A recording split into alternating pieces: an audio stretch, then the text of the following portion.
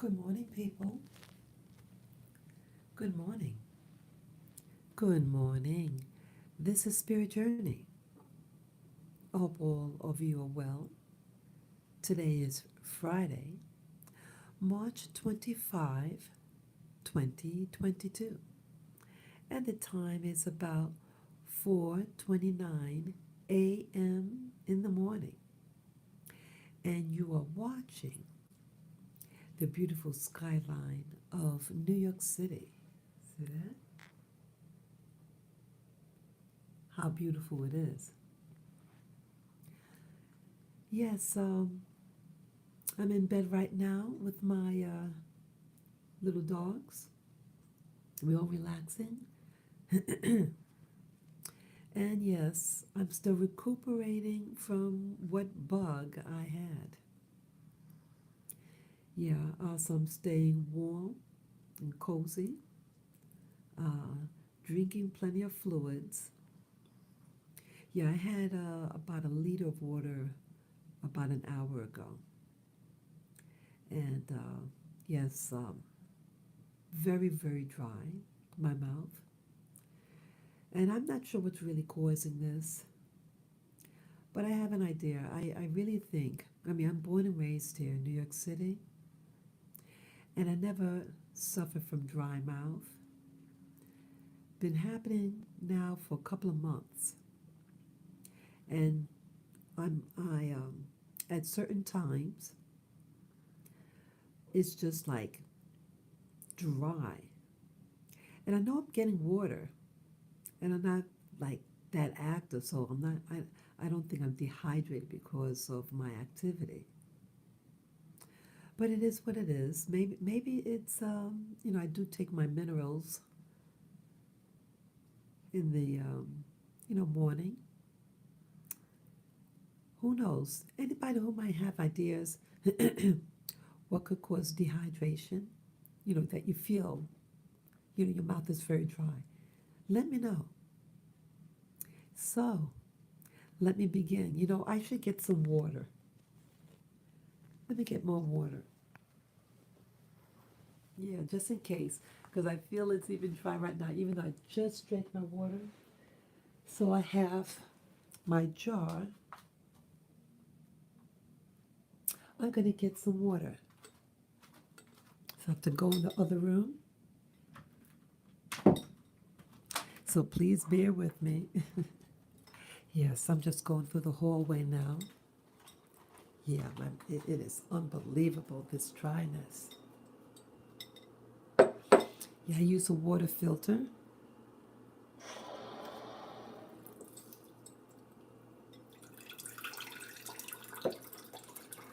So that fills up. Let me get a chapstick too. Boy, my lips are so dry. Oh, brother.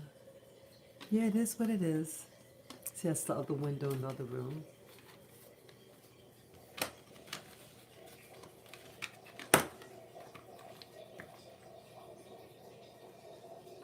Yeah. So, yeah, I was up. I was watching a movie. Oh, just a moment.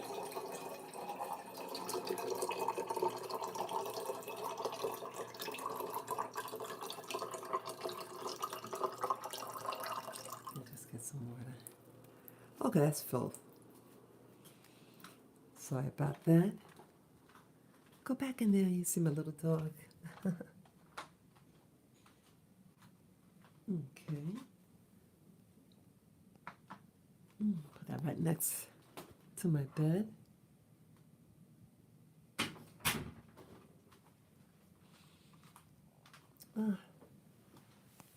So I'm climbing back in bed right now. Got my chapstick. I'm going to get my chapstick.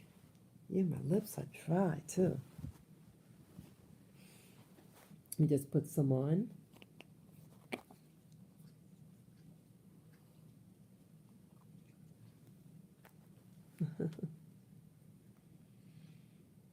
Yeah. I should have done it before, but I just drank the water. Yeah, I wolfed it down pretty much. Okay. Okay, so I just have my water by my side on the next to the bed in case I really need it. Yeah. So I'm sorry about that distraction there. So I'm back on track now. So what do I want to talk about? In the title, I say, who are we, or what defines us? What defines you? I ask myself that question after watching this movie called Ghost in a Shell. I love the movie. It came out some while ago, Ghost in a Shell, but I was recommended the movie. I think I was. Yeah, I've been interested in these movies about things that influence us, that help define us. The TI program that's targeted individuals, and she definitely was a targeted individual in the ultimate sense. The TIs targeted individuals. Now this movie takes place in the future, located in Japan. And people are being turned into what they call cyborgs. They're human, but maybe they got a bionic. Remember the movie The $6 Billion Man? Oh, $6 Million Man, and he had a bionic eye, and he had the legs too, all robotic, and how they were used. Remember that? Yeah, I remember that movie, boy. That was a TV series, the Bionic Man. Yeah, that came out in the 1970s. And he was the good guy. Yeah, Lee Majors was the name of the actor. And he worked for the government, and he helped get the bad guy. Boy, Hollywood was advanced even back then. I never even thought about it that it's a robot. But yeah, that's what it is, right? Robotics. But now, in movies like Ghost in the Shell, you call them cyborgs. Yeah, this lady, the lady in the movie, the star, um, she was a runaway, and because society was getting really bad, and it's almost like a police state, and uh, the governing body seemed to be controlled by corporations. Does that sound familiar, people? Yeah, corporations were running the show. They had the money to hire uh, armed individuals. And so these runaways were living together. And this corporation attacked them, kidnapped them, and then took their brain and put it in a mechanical body, a cyborg. And then when they came to, they put a false memory. And what they told her was that their family was fleeing someplace, and they, in a boat, and they died, and they rescued her, but her body was so badly damaged, and they put her in a new body. And so they're just, she's a slave, and she's working for this corporation, getting the bad guy. And in the middle of this movie, well, someone was hacking. Everything is on what do you call it, a network, cyber network, and you had hackers, and someone had hacked in this conference room, and they had again everything's robotic, and they had robotic servants. What do you call it? The I forget what you call it. The Gichi. Some of those Japanese women, they're like servants, but they were in robots. And these servants got hijacked, and they killed off um, the people at the meeting. And interesting people that at the meeting, okay, um, they were trying to persuade these African leaders or some officials or developers. They were African and they wore their African attire. They were guests. And they were trying to be wooed by this man who was a part of this program of making people into cyborgs without their consent. And a lot of things are compartmentalized. So they may not know to the extent where they're getting the candidates, if I can say it like that. Everybody's just doing their job. So people feel justified what they're doing, or, oh, I'm just a scientist. I'm just a scientist, and yeah, I saw what they're doing, but I'm a scientist. Like it gave permission for her, knowing that they took this brain out of a body, and they had to lie to that person and give them a new identity. It was totally unethical. Yeah, there's another movie that they talk about that this enhancement and whether something's consensual. And that's in the Jason Bourne series. Yeah. And so it's really interesting how some of the movies overlap. And they mentioned something, this statement. They said that what defines you is not your memories. Your memories are your memories. What defines us to make us human are, our hearts.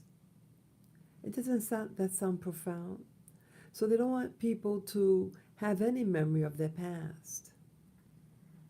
I said, well, what defines you is what I'm sorry. I said about your heart, but what you do. Yeah, that's what I meant to say. What you do. What you do is what defines you. It makes you human. And in these other movies, I heard that, yeah, I've been hearing that that phrase. What defines you? It's not your memories, it's what you do. So doesn't it justify people that, hey, don't make them remember anything because it's not going to define them, but make them do certain things. Because again, they believe that who you are is what you do. Sure, that defines you. You watch a person, and what defines them in that society, what are they doing? But as I said, anyone can make someone do something. They could put in devices in them, implants. They could biohack someone's brain, put thoughts in their mind, and have them do something. Because the mind and the brain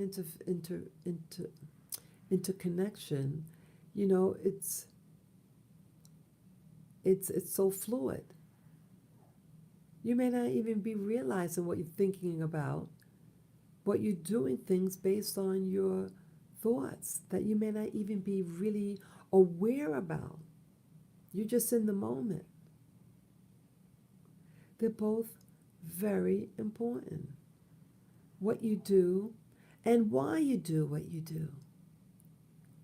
Why do you do what you do? I hope you guys could hear me. Yeah, let me know if you can hear me. Yeah, I want you to hear. So this movie, I mean, the movie came out a couple of years back. I don't think all that long ago. It could have been 2017. The movie came out, and they use a European actress, a Caucasian actress, as a star in this movie that takes place in a futuristic Japan. I remember years ago, my earliest account of Japan, I've never been to Japan, but as a little girl, where I lived, my family's house, they had books all over. And I didn't quite know how to read yet. And it was a book by Time Life magazine. And it featured Japan. Yeah, I think the book was written in the 1960s. Yeah. And this was the latter 1960, like 1960, I think 1968. Yeah, we moved into that place in 1967, late in the year. So it could have been around that time, 1968. Well, I'm looking at this book, and I see it's Japan, and I looked. I don't really have any real reference at this young age. I could have been uh, 5, yeah, probably just turned 5, but I didn't know how to read. And but even though you may not know how to read, it had pictures in it, and I thought I felt it odd. It just the people looked odd to me. I didn't know about race. I'm a black woman, of mixed heritage, but I'm a black woman living in America, Caribbean descent, and we didn't discuss things about I didn't know about race or identity yet. I didn't know what I was. I was just a being, and I'm looking at this book for the first time, and I felt the people in the book. They reminded me of a robot. I remember. I thought there's something. Oh, I think the movie. I mean, the TV series Lost in Space might have been out at this time. I remember that watching that show a lot, but at that time, I'm not sure whether I saw it on TV yet. But yeah, um, only thing I can think of that maybe what influenced me that in the movie Lost in Space, I mean the TV series Lost in Space, they had a robot or a robot, and it could talk, and it just seemed very mechanical. And but when I looked at this book on Japan, the people to me, um, they just seemed very robotic. I mean, again, a photo is a photo.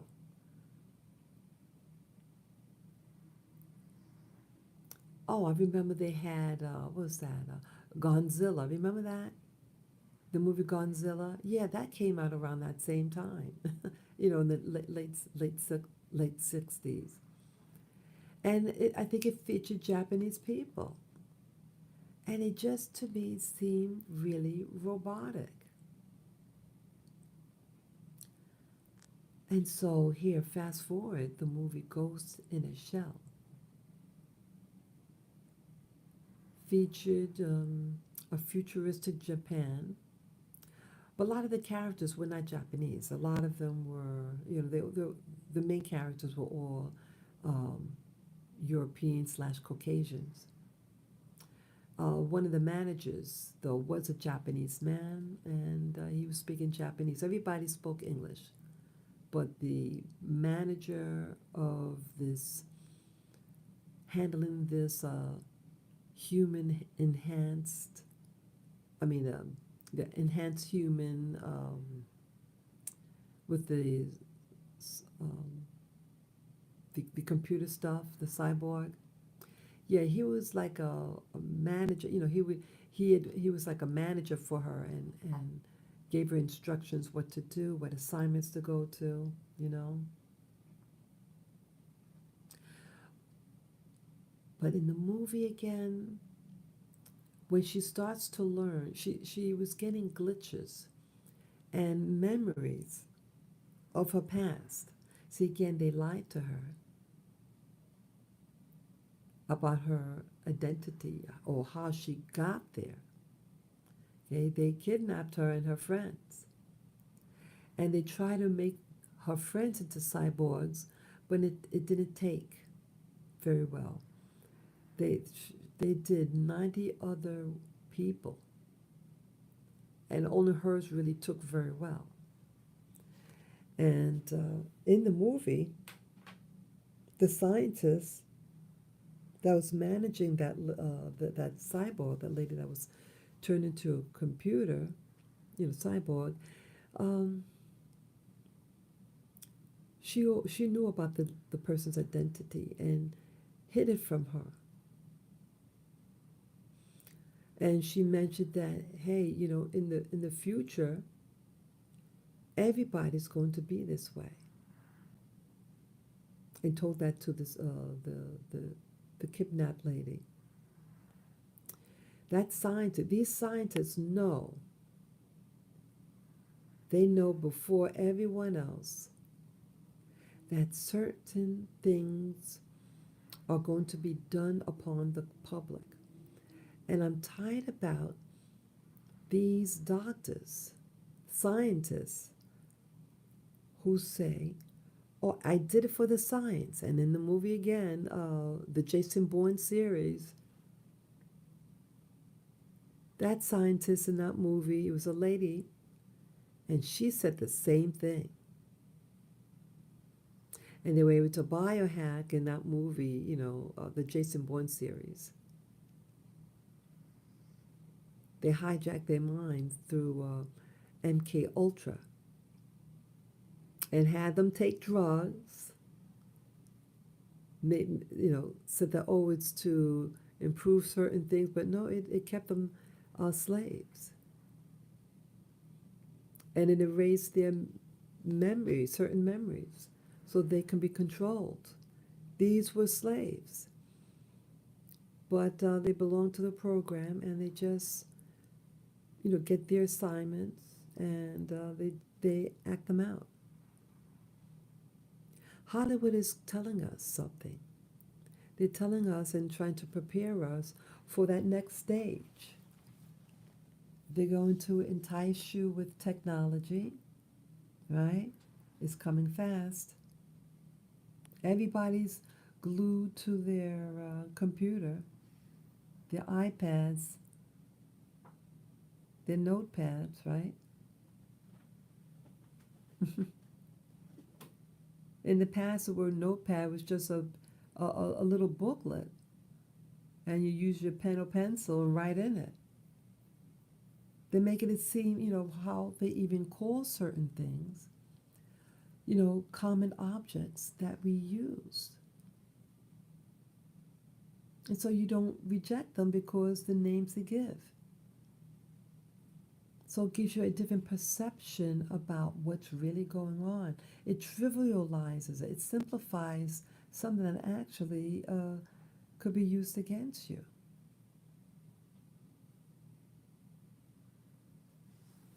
Who are we? We're not made up by our memories.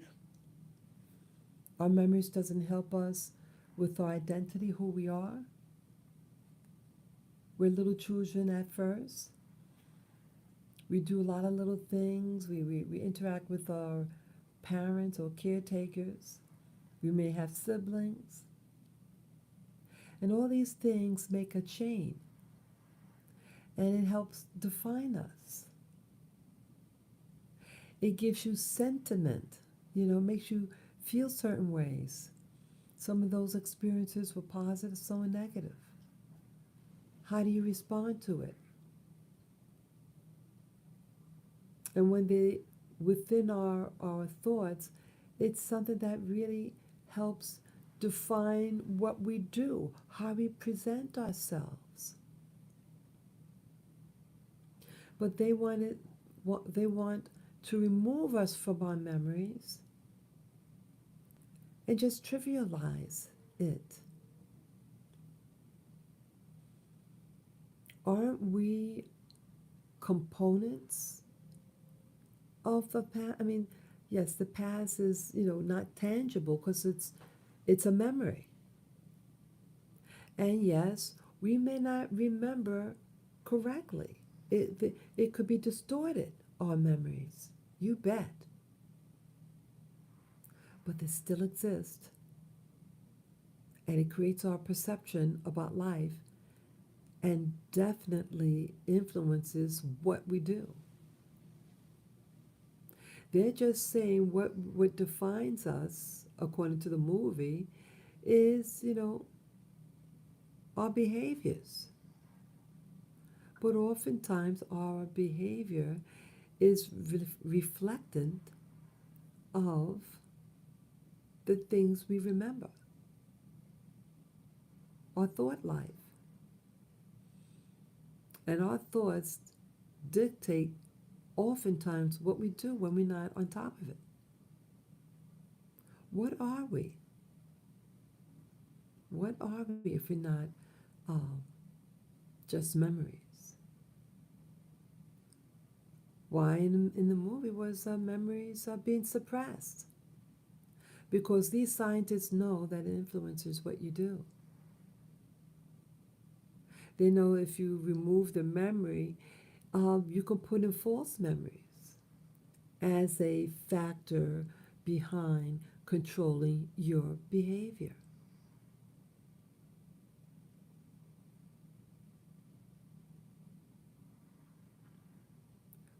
Are they implementing this program in the United States? I've heard of things. They could be infiltrating certain communities. They could be recruiting college students. Hey, you want extra credit? Right? You want extra school credit? Hey, just be a part of this program and we'll bio-enhance you.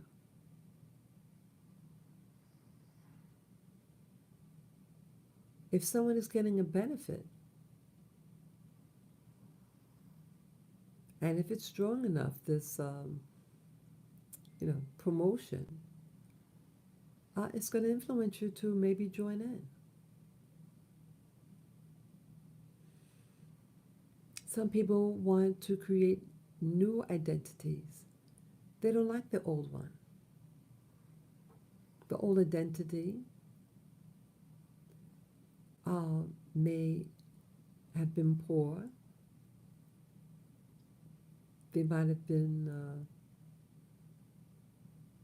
living on a ship.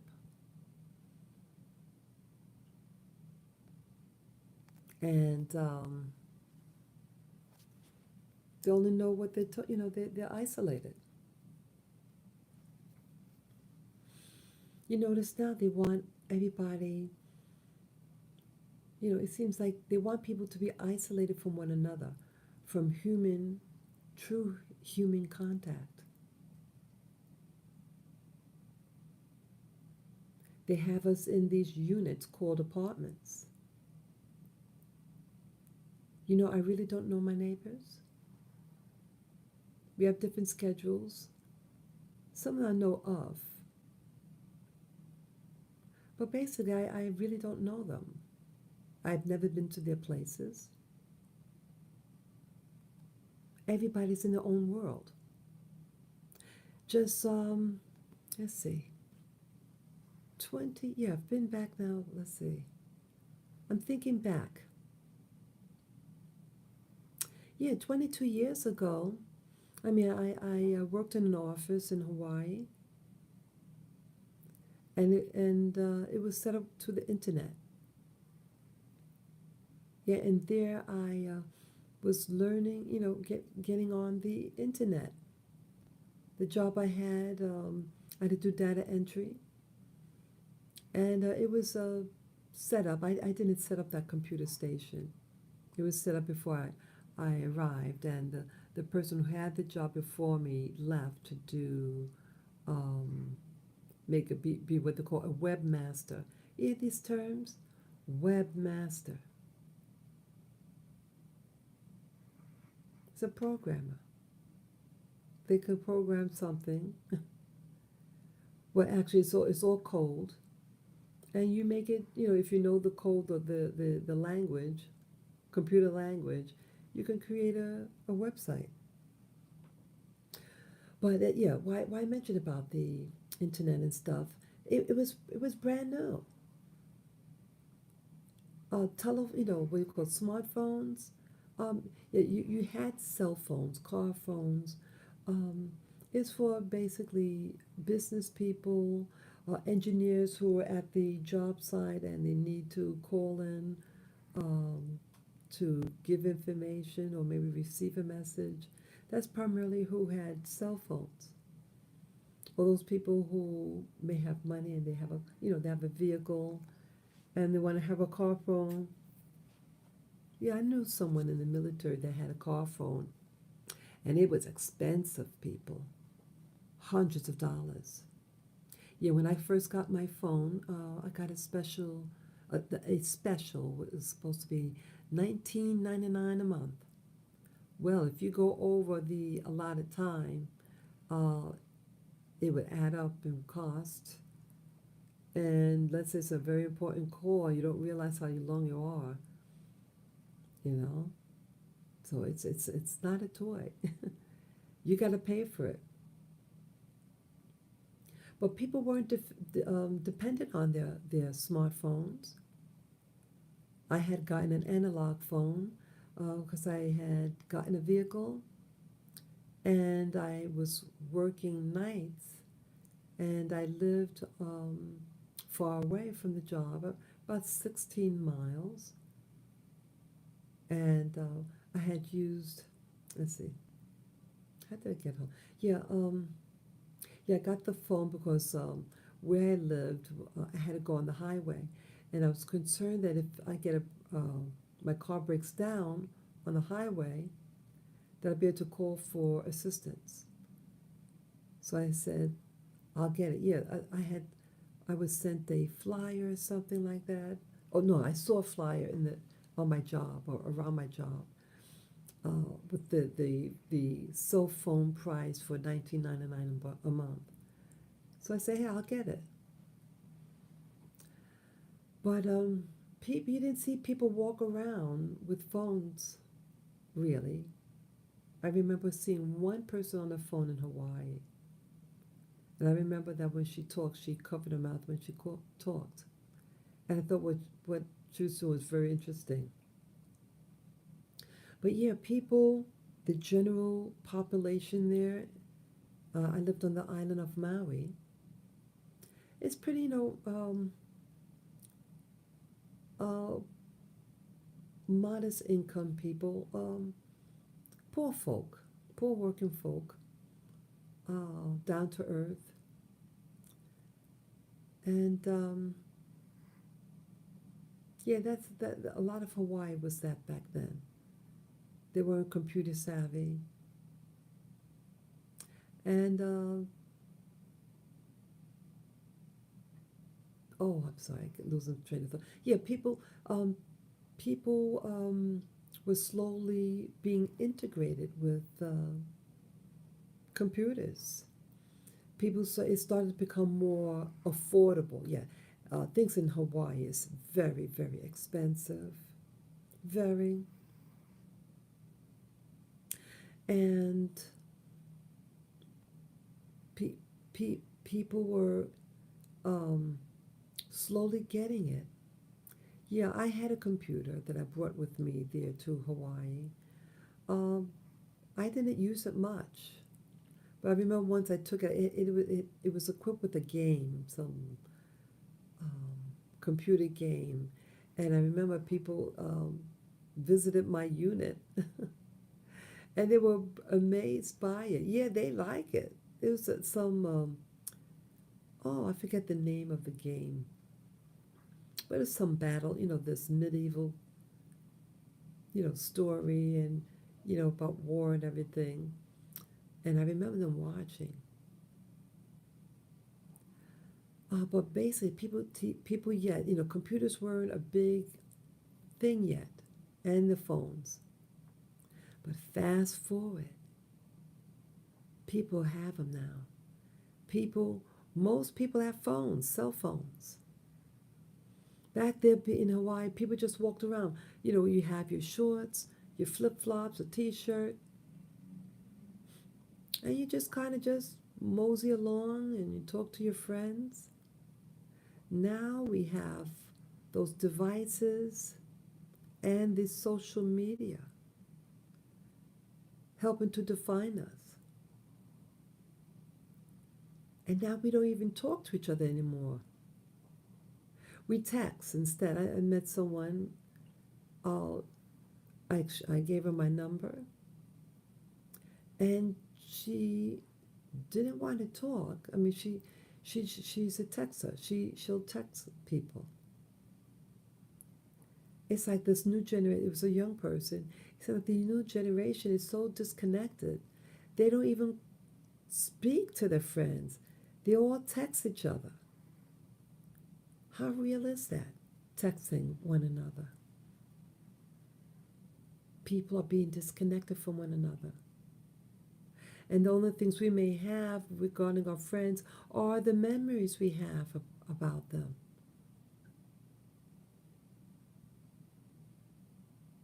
That's the only thing. Our memories. Our memories are very important, even if at times they can get a little distorted. Still, it's our thoughts, or, not all thoughts of are ours also. These sophisticated machines could implant information / false memories, and it's to control.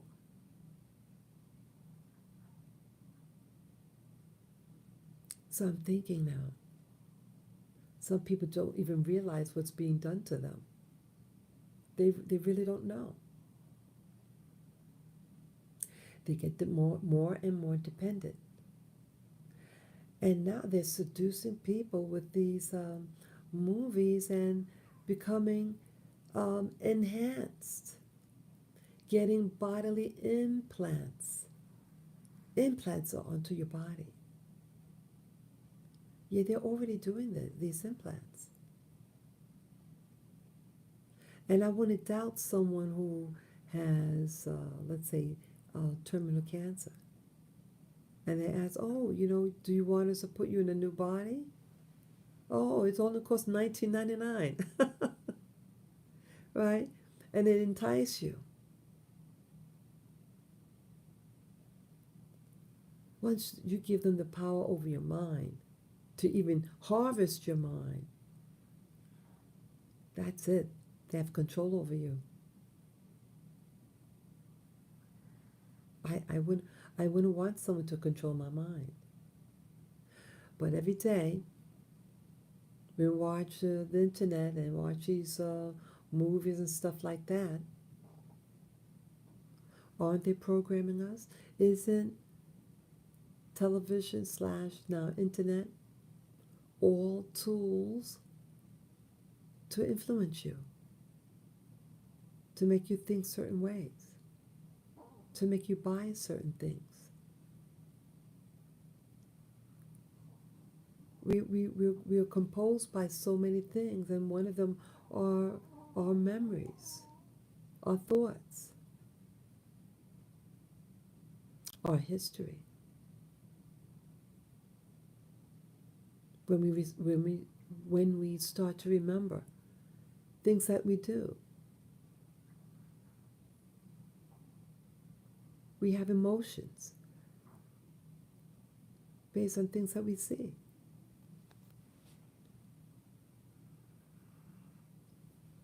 People are being programmed. People are being shared a new identity. So, what about my identity? Who am I to myself? Well, what comes to my mind is being born and raised in New York City. I always went into public school. What do they teach children? What do they teach black people about what they are? Don't they give them information about their past? They want us to think that we are people from the 1800s, the 1860s, when slavery was abolished in America.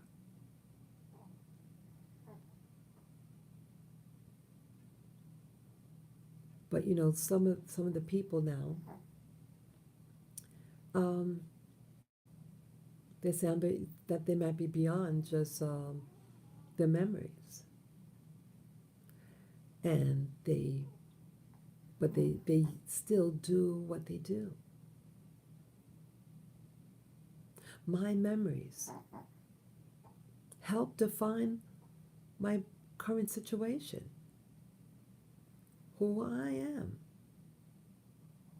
They let you know that a long time ago, certain things may have happened to your black ancestors, called slavery.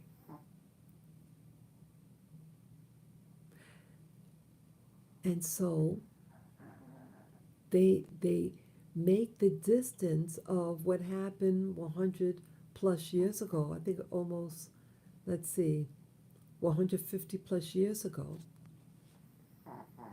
They want to always keep that in the forefront of your memory, like it's something recent.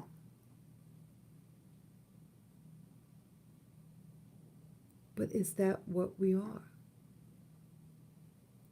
Yes, you had events that happened in the 1860s. You had people who were what they call captives. They might have been physically captive, but who are they underneath? Who are they underneath? Their minds, along with what they think too. Yes, you can read information. You're always producing the past, an event. And so there are people listening to this live stream, and I think, look, I am not who they want me to be / act like. To dictate something so far in the past that it makes you what you are today. They want you to believe certain things about you. But stop believing in a new history about yourself and not a false narrative about yourself. See, Hollywood is very deliberate. They want you to think certain things about yourself, memories about yourself. And there might be false narratives.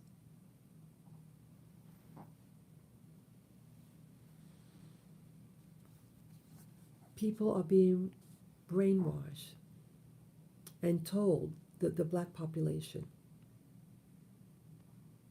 You see, people are just walking around hurting. They seem downtrodden. They've been disconnected. And I know that they're asking too, who are they? Shouldn't you control what goes in your mind? Why is it that you have people living here in America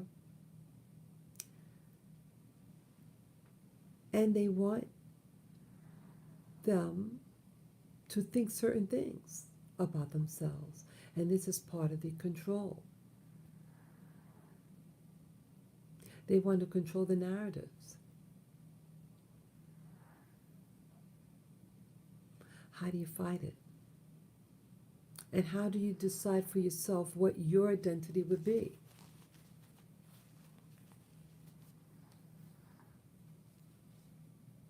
Are you really your past? Don't you have a right what part of your past you want to embrace? And when they keep bringing up this narrative that disempowers you, why do we stand for it? Why do we stand for being socially engineered to have certain beliefs, systems? This is wrong. And that's why it's so powerful what they do upon our society, because they have control, they're taking control over the human mind.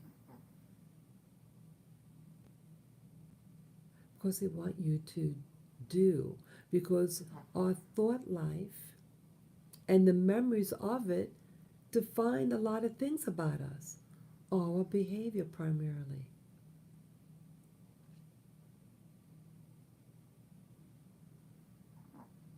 I wish to define myself and create memories that are gentle on the mind.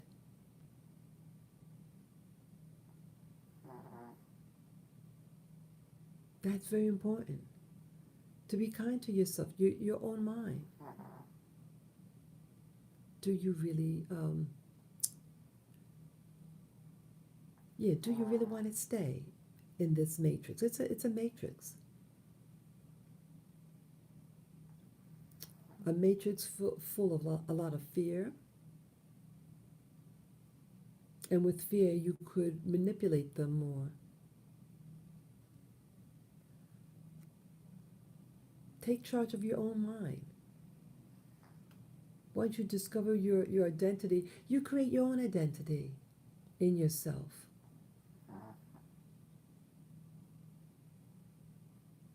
Select memories that are good for you to remember. But live in the moment. Living in the moment is very important. We have to learn to let go of that past. And I'm speaking to myself when I say that. Speak meaning into your life rather than someone defining you and telling you your past/history used to shame you. Many of us are walking in shame, and we've done nothing wrong but be. But they want you to believe a certain thing about yourself. Don't believe them.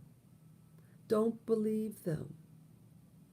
And in fact, if you have an opportunity, go find out what makes them tick. They're getting in your life. What's defining them?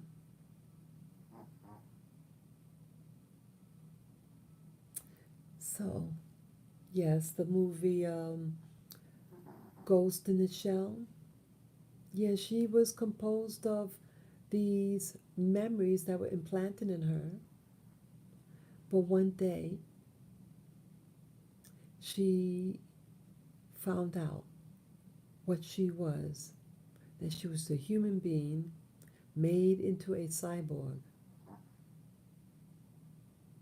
Isn't that something? Yep, created new families, associations for that person. And I'm just thinking, is this society good for you? Is the society that you're living in, is it promoting mental health, mental stability, or they're sabotaging you, making you feel like a victim, a criminal. It may be time to take that power back. Take your power back. Others who try to tell you who you are. You have every right to know yourself, to knit. I'm sorry. I'm thinking about this development that creating something, knitting one's thoughts together and creating a fabric of things, a fabric of identity that you can use as your cloak, a cloak of awareness, cloak of identity. They're taking away our identity, our true identity, and creating these narratives that are controlling us. Stop letting them do that. Start defining yourself. Take back your humanity. Yeah, I still think about that Miss USA. She's another light-skinned black woman. I don't think she's originally from New York. No, she's not originally from New York. And she was a light-skinned black woman, tall and slender, had 2 degrees. She had her MBA and a law degree. And I think what happened to her, she was being body shamed by people. And then you had the pandemic. And so she didn't have the same freedoms. And maybe she was locked inside too long. And some of the criticism, and I think it affected her. She said, I'm out of here. She said, I'm out of here. And she took a life. And that didn't happen far from here where I live. And I felt so badly for her. Because I understand how it feels to to be what society tells you to do. That you're just a black woman, but yet you have a college degree. Oh, you have a good body shape. Yeah, many of us may not have a formal education. Many of us are obese or even morbidly obese. And she might have been tagged for being contrary to what society says she's supposed to be.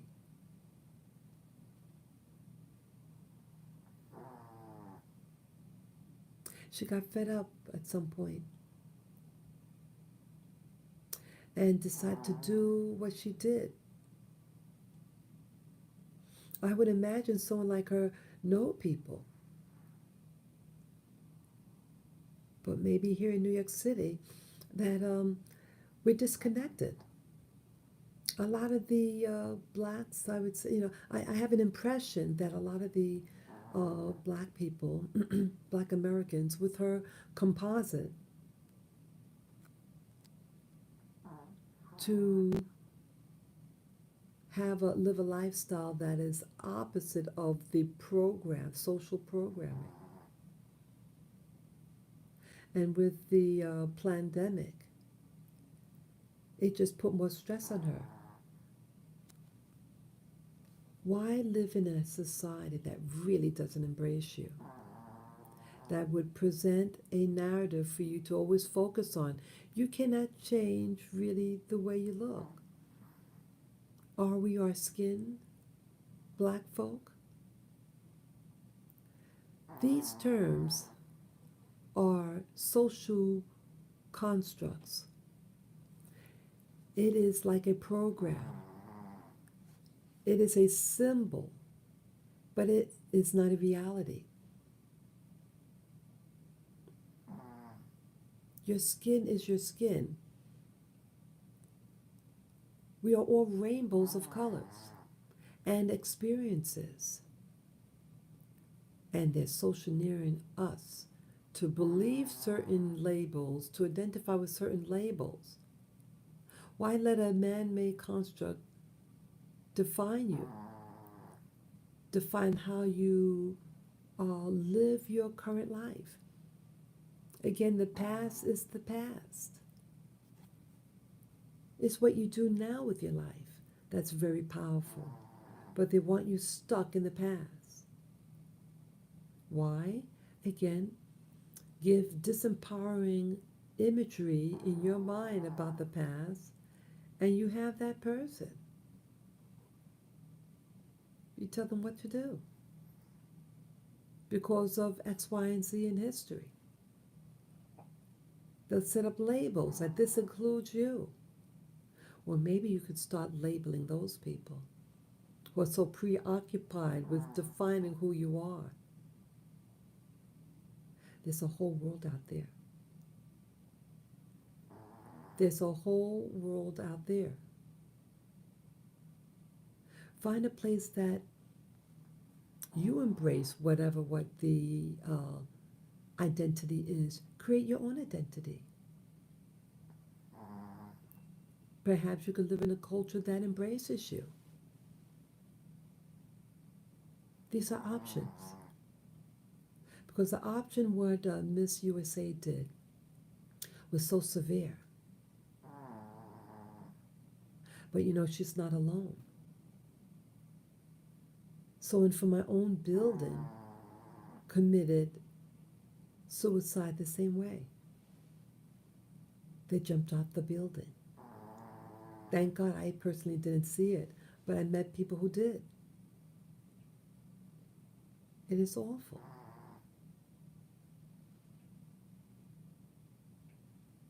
Does an area, does a domain, does it feed your soul? Or you're becoming a zombie, walking around, living in the past? Don't we have a right to our own future? Or to live in the present? Don't we have that choice? If not, who's controlling us? I think this is the real question.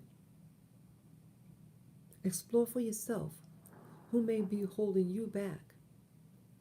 What perceptions do you have about yourself? And how to break any negative confessions about one's history. It may be all based on lies. So, these are the thoughts that I have about the movie Ghost in the Shell and how one's thoughts greatly influenced their self-identity. But it's how what they said, it's what they do with what they have that define us.